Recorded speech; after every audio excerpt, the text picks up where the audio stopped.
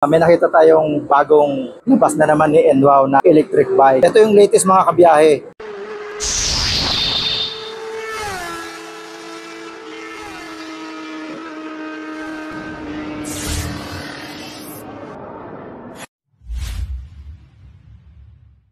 Mga kabiyahe, andito tayo muli sa Daimha Building, General Trias, Cavite. Andito tayo sa Enwow outlet ngayon. Dito nga sa nabanggit nating address. May nakita tayong bagong labas na naman ni Enwow na electric bike. Ito yung ERBS4. Ikutan muna natin mga kabiyahe yung ERBS4 para makita nyo yung buong appearance ng unit. So yung headlight niya mga kabiyahe, kung mapapansin niyo, yan na yung makikita nyo. Yung mismong logo ni Enwow. Kaya naman ma-determine nyo na yung e-bike nyo is Enwow. Which is ang Enwow po ay sobrang tagal na po sa market at ito po ay, kung hindi po ako nagkakamali, ay sila po yung nangunguna pagdating sa electric bike. So ito naman mga kabiyahe yung ERBS3. Meron din siyang basket dito sa likuran, stainless. Meron siya dito sa taas na park light, stop light, ayan. At dito sa baba, sa gulong meron din. Mga kabiyahe, ito nga yung latest model ni ERBS3 which is ERBS4 naman ito mga kabiyahe. Upgraded yung kanyang park light and smoke na yun mga kabiyahe. Napaka-aesthetic na niya. May reflectorized tayo dito, ayan. At ang max load niya, itong basket niya ay 25 kg, ayan. So 25 kilos ang kasya dyan. Pwede natin ditong lagyan ng mga kabiyahe, isang kabang bigas. At mas mahaba na siya kumpara doon kay ERBS3. At meron pa siya dito mga kabiyahe, ayan, camera. So maraming na bago kay ERBS4, upgraded mga kabiyahe. May camera siya sa likod. Ito naman ang instrument panel niya mga kabiyahe. Napaka-aesthetic.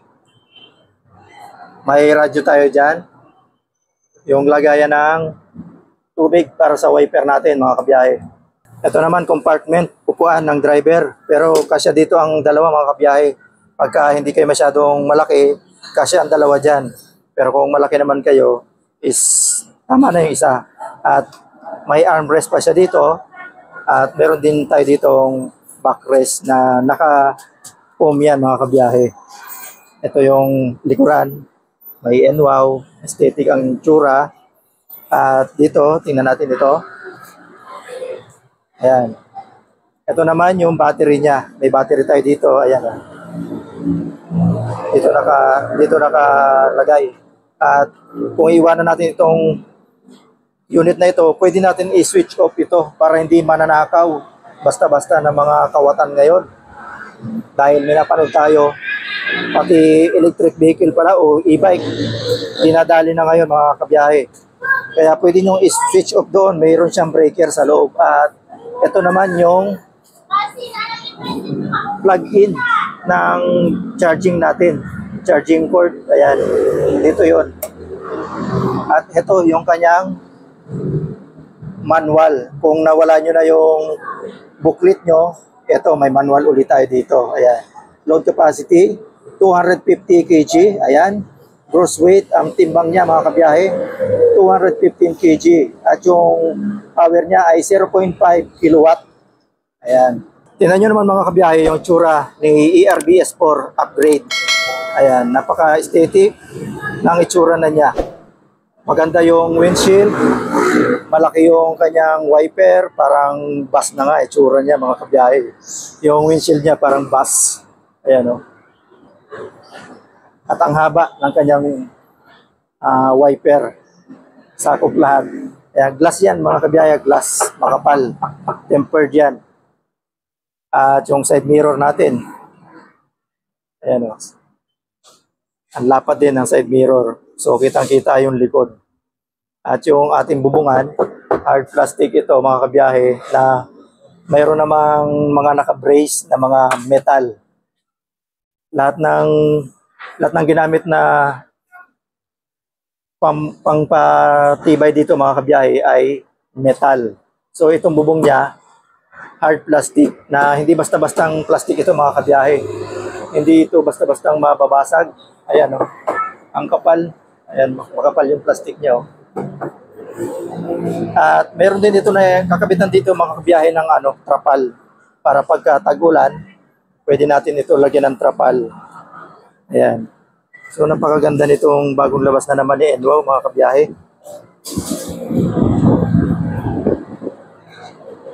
At dito sa likuran ng driver, dalawa rin ang makakasakay dito mga kabiyahe.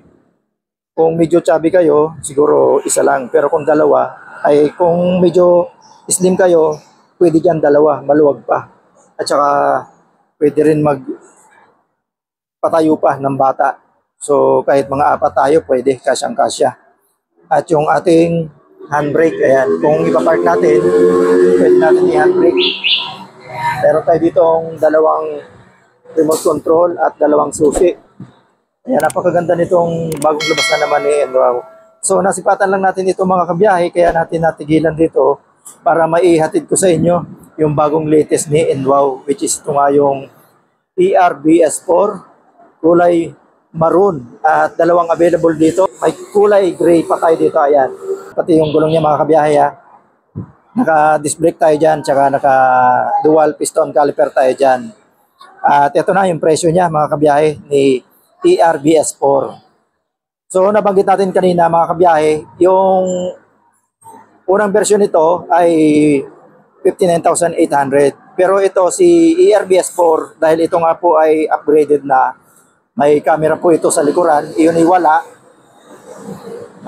Meron po siyang presyo na 66,800 pesos. Ayan, mas mahaba po siya kesa kay ERBS3.